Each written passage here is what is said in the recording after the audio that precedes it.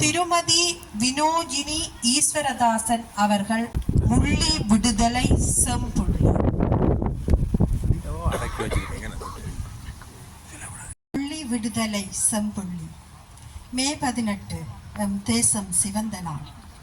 முள்ளிவாய்க்கால் தமிழின அழிப்பின் நினைவேந்தல். பல்லாதிக்கங்களின் வஞ்சக சூழ்ச்சியின் உச்சம் தெரிந்த நாள். மௌனிக்க வைக்கப்பட்ட நாள். வெள்ளைக்கொடியும் இரத்தம் தோய்ந்த நாள். எம் தேசக்காற்றே தேம்பி கிடக்கும் என் தேசமே, பிம்மி வடித்து நெஞ்சுள் புதைத்து இலக்கு நோக்கியே வீரமாய் மௌனம் உடைத்து எழுவாய். சிவந்தே கிடக்கும் நந்திக்கடலிலே நம் உயிர்கூட்டின் உறவுகள் உயிருடன் அடங்காமல் உயிர் மூச்சை எறிந்து உடல் புதைத்து அந்த நாள் நெஞ்சங்கள் நொந்து கிடக்கும் இந்நாள் வரை. நீண்டே கிடக்கிறது எங்கள் விடுதலை பயணம்.